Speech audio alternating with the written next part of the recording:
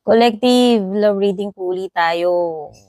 Sa hindi maipaliwanag na kadahilanan, gumawa na ako ng love reading kanina pero wala siyang audio. So, umulit ako.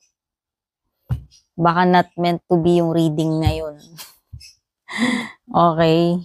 Binawi ni universe. So, check na natin. Okay, guys. Pwede ngang babanggitin kong energies dito ay energy ni person mo, energy mo. Kung ano man po yung tumutugma sa inyo. Okay? At ito ay timeless reading kahit kailan po ito makarating sa inyo. Ayan.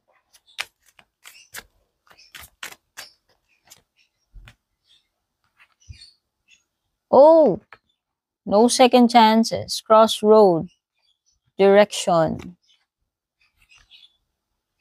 Missing thinking of you. Huh? Meron ditong namimiss ka niya o namimiss mo siya. This person wants to connect or reconnect. Kasi it seems like nag-end na yung relationship niyo, nag-part na kayo ng ways. Ay, ayan. It seems na naghiwalay na kayo ng landas. Ayan, sabi dito, no second chances. And this person is still thinking of you, still missing you.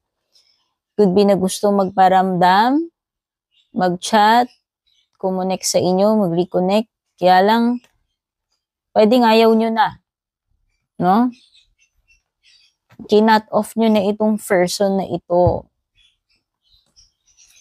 At umaapila, gustong umapila.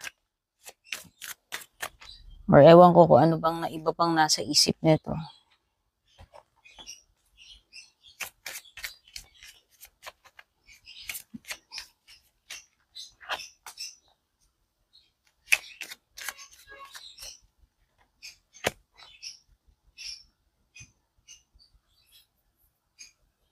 Yes, the relationship is really over Para sa isa sa inyo whether ikaw man yan o yung person. Okay? Para sa'yo, siguro tapos na talaga. Or kung energy man niya yung tinutukoy dyan, hindi ko po alam. Pwede kasing magkabaliktad, magkapalitan. Okay? Hindi naman po ako psychic.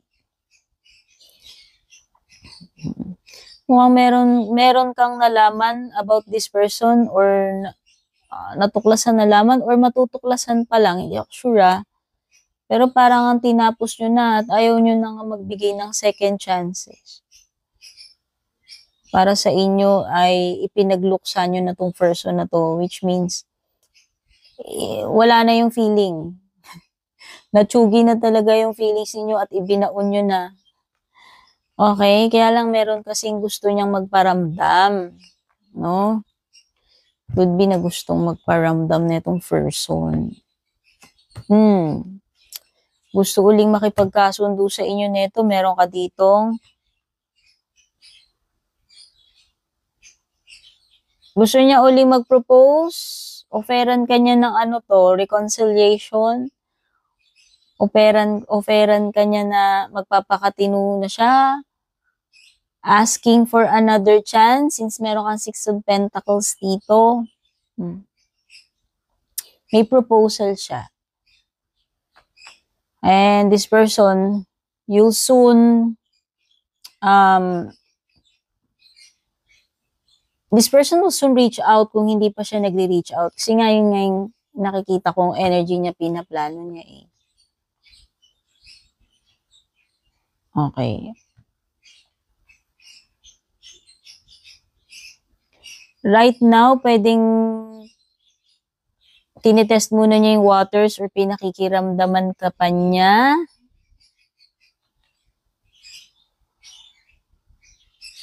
Oo, there's the potential with the Ace of Pentacles There's this chance talaga na kung nagkaroon man ng period of silence dito, alam mo yon, pwedeng i-break na yung silence kasi ito lumitaw to. And I think pwedeng may pwedeng may confession dito, revelation or something na matutuklasan mo talaga. Kasi meron ditong ano ayan, itong dalawang card na to, talks about meron kang something na mafa-find out about this situation or about this person na kakonect mo. Or baka naman yun, baka yung mafa-find out mo na gusto pala niyang mag-reach out sa'yo.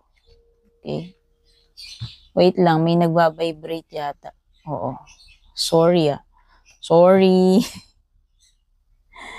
Sorry sa istorbo. Oo. Na-stuck siya sa'yo, dear. Stuck siya. Hindi, ikaw, kung sa'yo, inilibing mo na tong person na to sa puso at isipan mo, well, sa kanya, na-stuck siya. Ayan, hindi siya maka-move forward.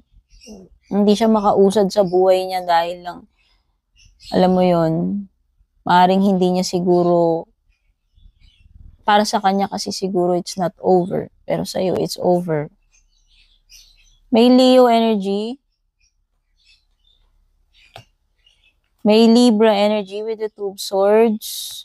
What else? Pwedeng may earth signs.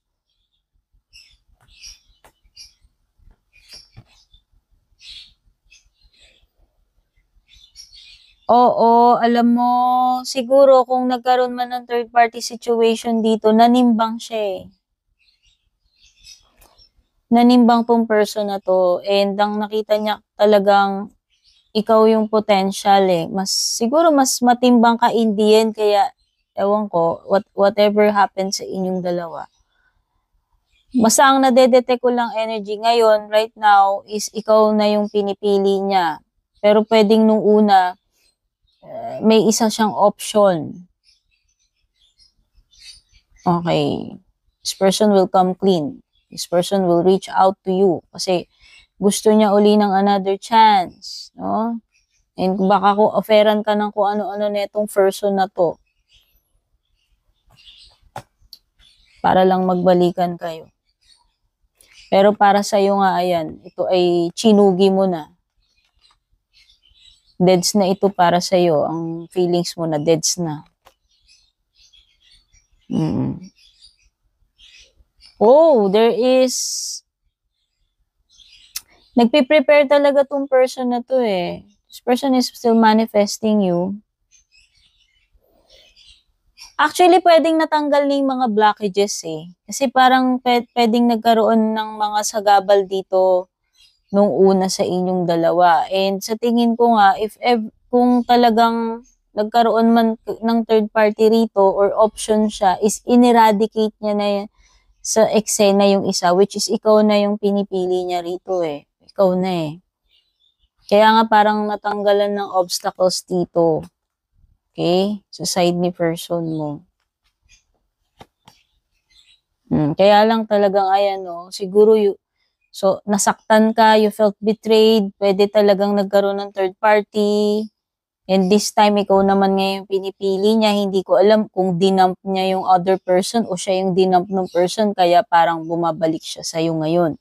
But, it's not easy and ayaw mo na siyang tanggapin. Dead, done, and over with ka na. Just, kasi nga, sobrang, alam mo yon, hindi mo i-allow na yung betrayal na yon na once niya nang ginawa sa'yo.